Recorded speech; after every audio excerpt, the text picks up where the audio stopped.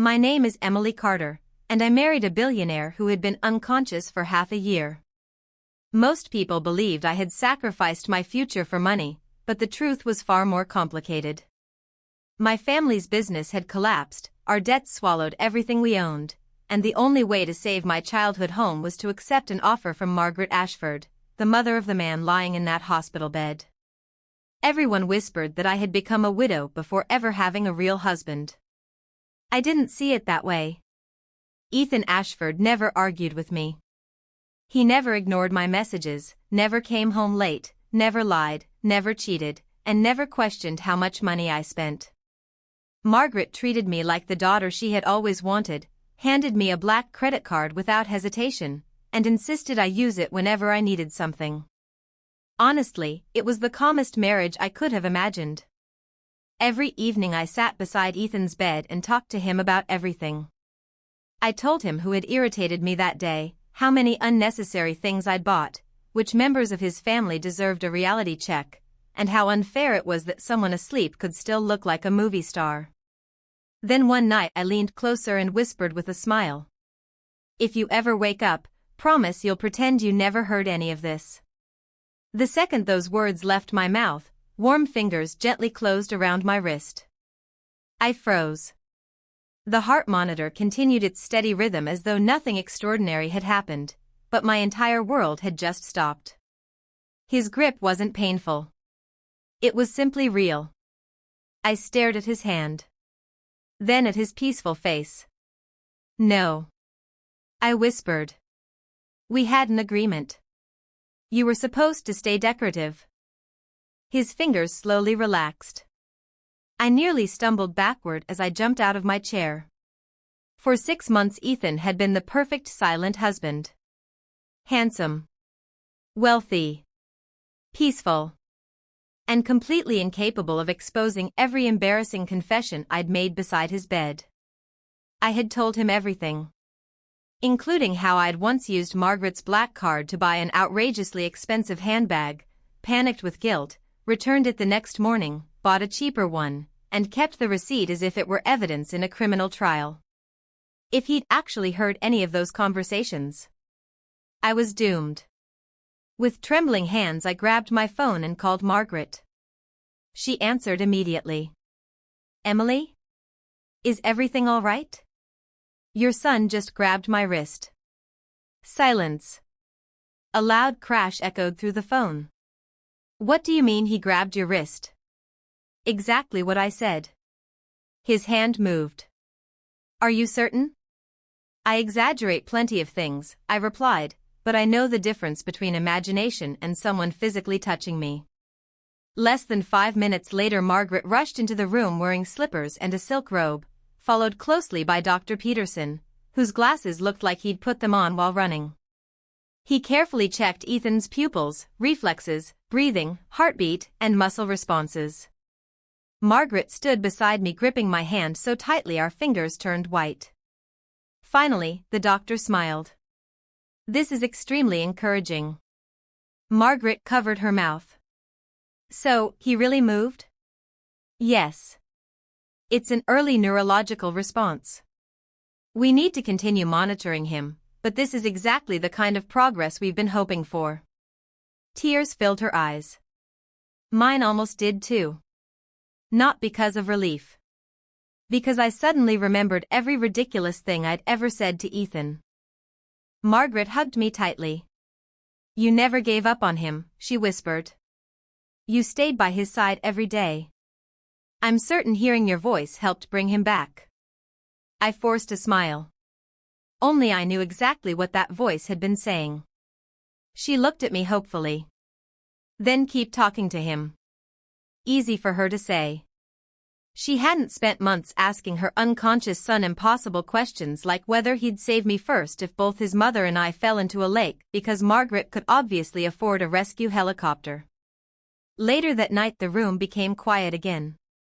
I returned to Ethan's bedside, but this time I kept both hands firmly folded in my lap, just in case.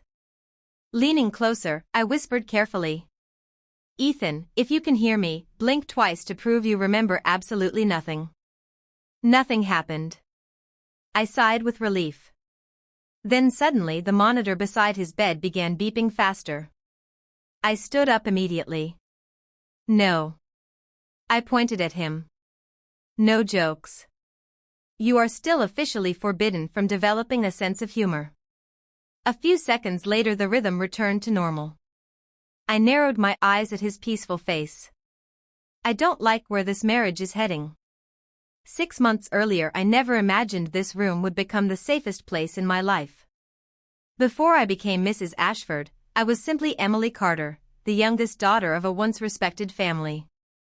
I had grown up surrounded by luxury, piano lessons I hated, elegant dresses, and parents who believed our comfortable life would last forever. Then, almost overnight, everything fell apart. My father disappeared the same week his company declared bankruptcy. Some people claimed he'd fled the country to escape his creditors. Others insisted his former partners had betrayed him. The truth disappeared with him. My mother survived only 2 more months. The doctors blamed stress. I called it a broken heart. Soon afterward, the bank reclaimed everything we owned. Our mansion. Our cars.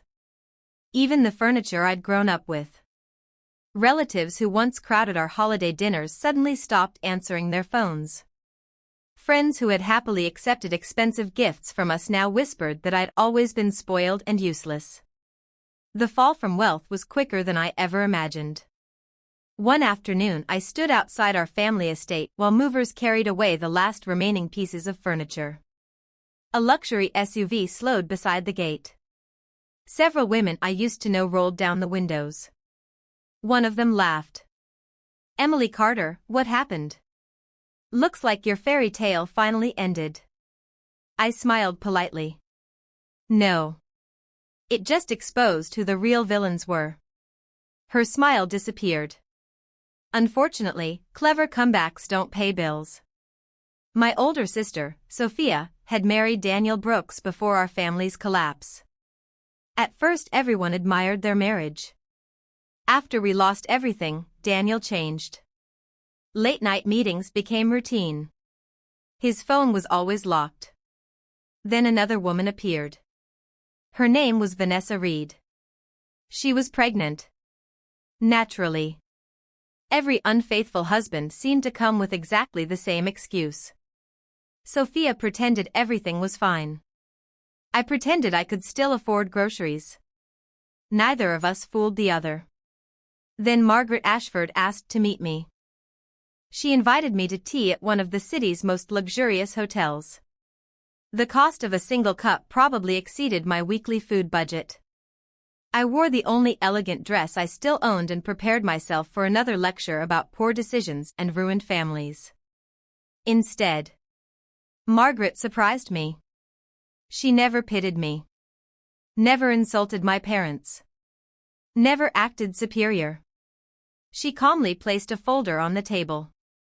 "My son has been unconscious for 6 months after a serious accident." I nodded. "I've heard. He needs someone I can trust." I frowned. "He's in a coma. He also has relatives who are already planning what they'll inherit." That made much more sense. Margaret folded her hands. "Our family has enemies. Some share our last name." She looked directly into my eyes. "I need him to have a wife. Someone loyal.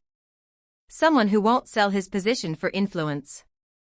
I couldn't help laughing. "Mrs. Ashford.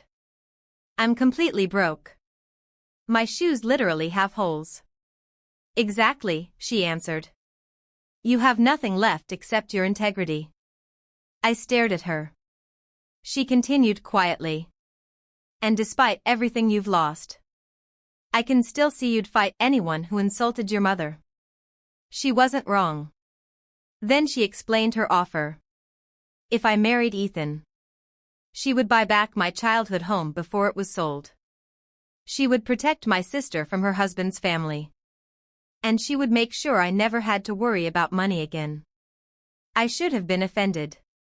Instead I asked, "Does this arrangement include a place to live?" Margaret smiled. Yes. And meals? Of course. Will your son object? Sadness crossed her face. He can't. Compared to every man who had disappointed me while fully awake. Marrying one who couldn't speak suddenly didn't sound like the worst decision. So I signed the papers. Our wedding was unlike anything I'd imagined as a little girl. There were no grand celebrations. No dancing. No vows exchanged beneath smiling faces. Margaret quietly cried throughout the ceremony. I wore a beautiful white dress she had chosen herself. Ethan lay peacefully in a private medical suite inside the Ashford estate, completely unaware that a wedding ring had just been placed on his finger. I stood beside him and smiled awkwardly. Hello, Ethan. I'm Emily. Apparently, we're married now. I hope you're easy to live with because my recent luck with men has been terrible. Naturally, he didn't answer. Perfect. During my first week in the Ashford mansion, I expected to be treated like an outsider. Instead, Margaret gave me a luxurious suite next to Ethan's room, filled my wardrobe with new clothes, handed me car keys, bought me a new phone. And finally placed a black credit card in my hand. I stared at it in disbelief. Are you sure? She laughed softly. My daughter-in-law doesn't count pennies. I've become very good at counting pennies. Then start counting blessings instead. For the first time since my family's collapse. I almost cried. At first I visited Ethan simply because it was expected. Then because Margaret asked me to speak with him. Eventually. It became the easiest part of my day. Unlike everyone else, he never interrupted me. Never judged me. Never argued. He became the quiet listener I never knew I needed. Every evening I sat beside his bed and told him everything that had happened. Little did I know. One day he would remember every single word. It didn't take long to realize that not everyone in the Ashford family welcomed my arrival. The biggest problem was Ethan's cousin, Nathan Ashford. He walked through the estate as if he already owned it, spoke to employees like they were invisible, and smiled only when discussing the company's future, as though Ethan had already been erased from it. The first time he cornered me in the hallway, he looked me over with obvious amusement. So, he said, enjoying your sudden promotion? I smiled. The room service is excellent. His grin faded. You know Ethan may never wake up. Maybe. I shrugged. But even asleep he still looks more like the family's future than you do. His expression darkened instantly. You should be careful, Emily. When Margaret gets tired of playing savior, you'll lose everything. Before I could answer, another voice echoed through the hall. Nathan. Margaret approached with calm, measured steps. The temperature in the room seemed to drop. My daughter-in-law already has something you'll never earn. Nathan forced a smile. And what's that? My complete trust. Silence. He muttered an excuse and walked away. Margaret turned to me. If he bothers you again, tell me. I promise I'll handle it. I probably would have slapped him first, I admitted. She laughed softly. That's exactly why you should let me go first. That evening I sat beside Ethan again. Your cousin, I sighed, has the personality of expired milk. If you disagree, blink. Nothing. Exactly what I thought. For a second. One of his fingers twitched. I jumped out of my chair. Nurse. Within moments the room filled with doctors. Dr. Peterson examined Ethan carefully before smiling. Another response. Progress. Real progress. Once the excitement faded, life slowly returned to normal. I spent more time helping Ethan's nurses with his daily care. At first I was terrified I'd do something wrong. One nurse patiently showed me how to adjust his blankets without disturbing medical equipment, moisturize his lips, massage his hands during therapy, and speak to him naturally instead of treating him like someone who was already gone. I made plenty of mistakes. One afternoon I accidentally used far too much lip balm. I looked at Ethan and laughed. Congratulations. You now look like a luxury skincare influencer. The heart monitor sped up. I narrowed my eyes. You're definitely making fun of me internally. From the doorway, Margaret pretended to cough. For nearly 30 seconds. She was trying very hard not to laugh. Public appearances proved much harder than caring for Ethan. Margaret insisted I accompany her to the annual Ashford Foundation charity luncheon as Ethan's wife. The moment we entered, every conversation stopped. People stared. Some pitied me. Others judged me. One woman wearing enough diamonds to light a city smiled sweetly. It was incredibly generous of Margaret to rescue you. I smiled back. Yes. Falling from wealth hurts less when you land in a Bentley. Several nearby guests covered their smiles. Another woman whispered just loudly enough. Imagine marrying a man who can't even talk. I turned toward her. After meeting the men who could. I've discovered silence can actually be attractive. Even Margaret had to hide a smile behind her teacup. Nathan watched the entire exchange from across the room.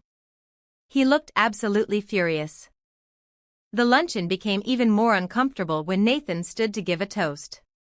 He raised his glass. My cousin Ethan has always been a quiet man. He paused dramatically. But lately he's become even quieter. A few guests laughed. I slowly placed my glass on the table. Nathan. He looked at me. The company you're hoping to inherit exists because Ethan built half of it.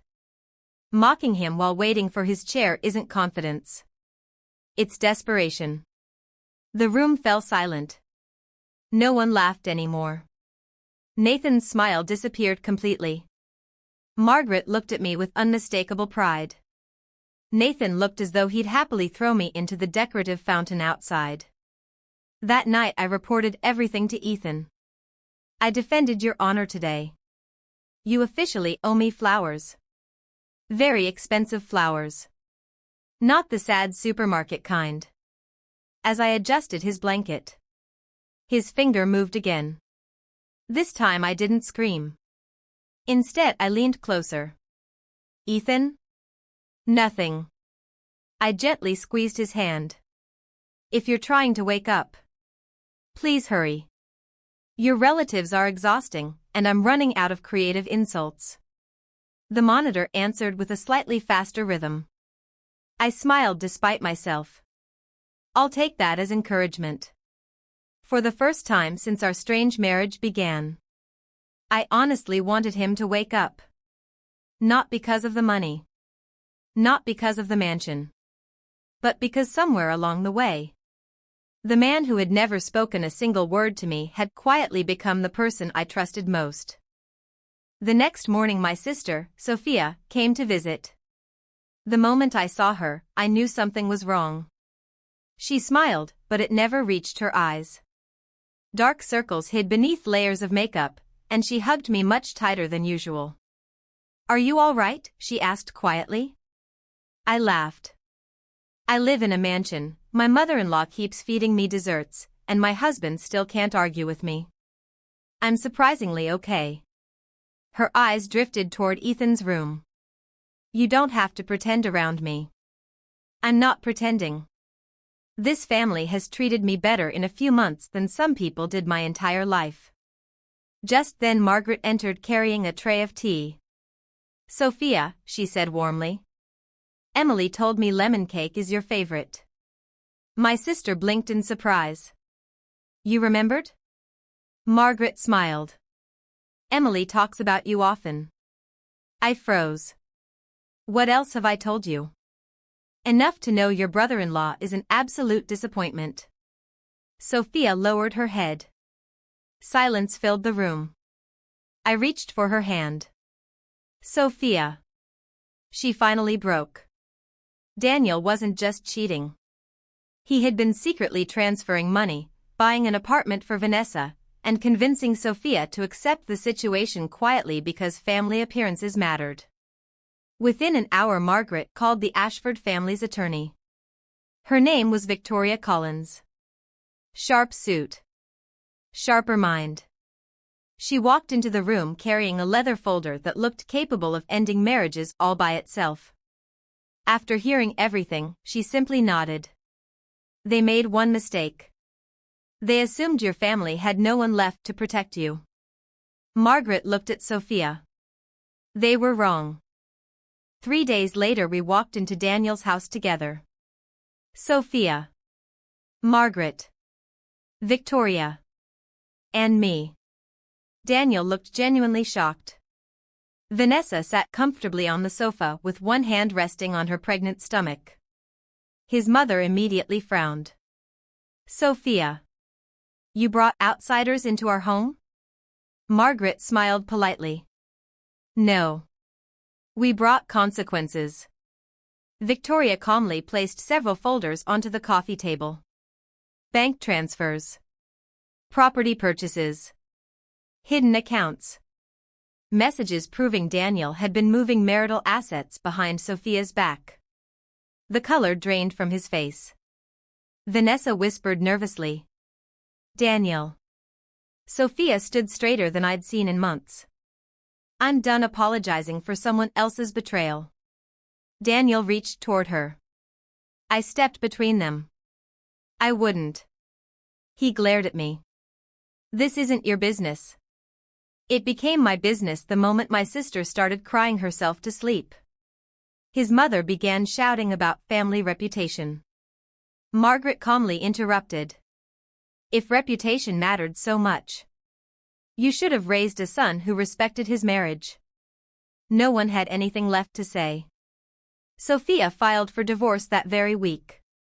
Daniel lost access to assets he'd tried to hide. Vanessa quickly learned that promises made by unfaithful men weren't legally binding. Sophia moved temporarily into the Ashford estate. Every day she apologized for being a burden. Finally Margaret laughed. If either of you apologizes one more time, I'm sending you both on a shopping trip and making Ethan pay for everything. I raised my hand immediately. In that case, I'm very sorry. Margaret pointed toward the door. Nice try. As life slowly settled again, I found myself talking to Ethan even more than before. One quiet evening I sat beside him, holding his hand. You have the strangest family. Your mother practically adopted me. Your lawyer terrifies grown men. Your cousin keeps trying to steal your company. And you. I looked at his peaceful face. Are still unbelievably handsome for someone contributing absolutely nothing to the conversation. Suddenly, his eyelids moved. I stopped breathing. Ethan? Another tiny movement. Then stillness. I ran into the hallway so fast I nearly collided with a nurse. Dr. Peterson examined him immediately. When he finished, he smiled. He's getting closer. Much closer. Margaret squeezed my hand so tightly it almost hurt. That night I stayed beside Ethan until sunrise. For once, I didn't joke. I simply watched him breathe. Finally I whispered. If you're coming back, please be kind. I've told you things no wife should ever admit. I've confessed every embarrassing purchase I've ever made. I've insulted half your relatives. I've complained about your perfect eyelashes. If you wake up remembering all of that, I may actually die from embarrassment.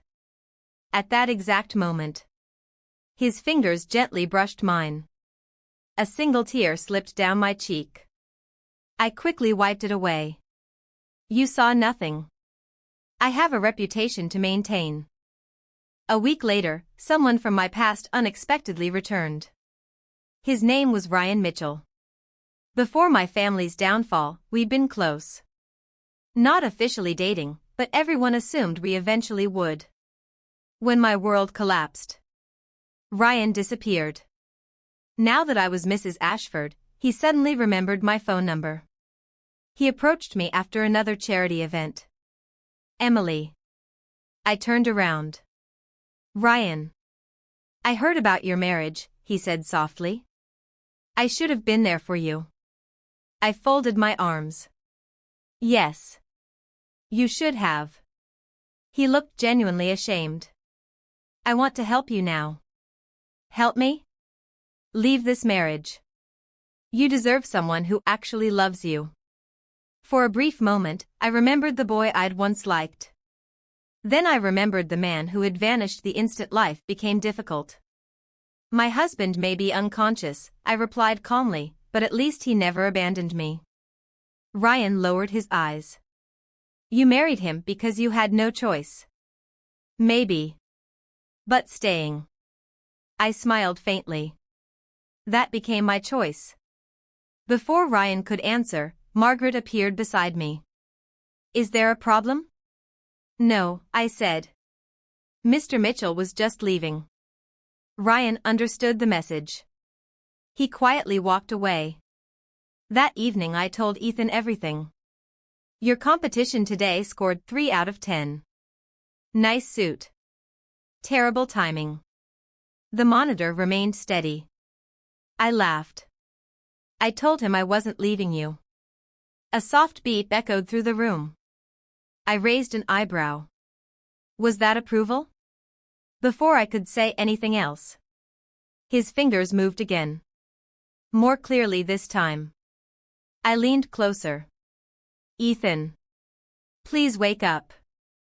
I'm running out of excuses to defend you. A deep, raspy voice broke the silence. Which relative needs defending first? My chair tipped backward. I hit the floor. Hard. For several seconds I simply stared at him. Ethan's eyes were open. Alive. Focused directly on me. He blinked slowly before speaking again. I've been listening for a very long time, Mrs. Ashford. Every embarrassing conversation flashed through my mind at once. No, I whispered. You definitely haven't. He smiled weakly. I remember being called unfairly handsome. I covered my face. I also remember being described as decorative furniture. Oh, please. And apparently my cousin has the personality of expired milk. I can explain. And if my mother and you ever fall into a lake. He paused. I'm supposed to save you first because she can afford a rescue helicopter. I wished the floor would swallow me whole. Please, I begged. Go back to sleep. For the first time, Ethan laughed.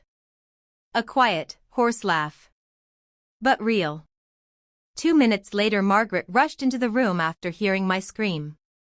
She froze in the doorway. Ethan. His eyes softened. Hi, Mom. Margaret burst into tears. She held his hand without saying another word. I quietly started backing toward the door. Emily. I froze. I'm not running away, I said quickly. I'm respectfully giving your family privacy. He smiled again. You also told me you never retreat. Unless someone threatens your black card. Margaret laughed through her tears. I sighed. This is why people should never recover with a perfect memory. Recovery wasn't easy. Physically, Ethan needed months of therapy. Emotionally, he enjoyed making me relive every embarrassing confession I'd made during his coma. Whenever I brought him soup, he'd grin. So, am I still decorative furniture? I'd throw a pillow at him.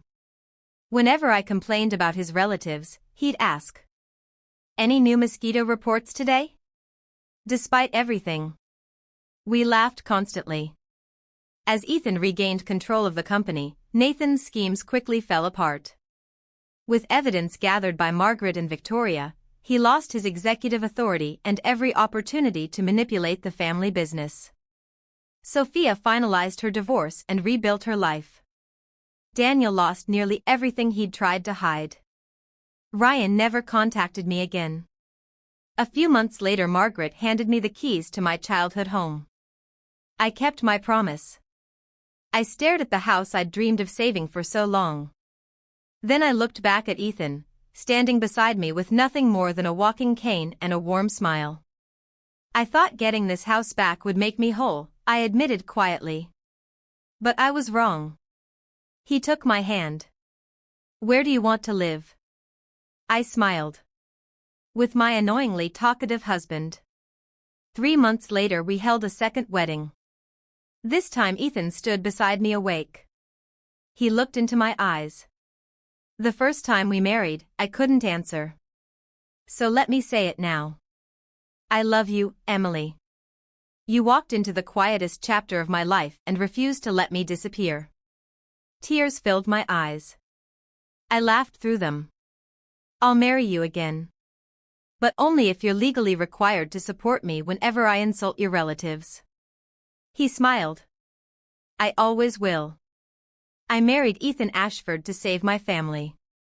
I stayed because somewhere between my confessions, my terrible jokes, and his long silence, I found the place that finally felt like home.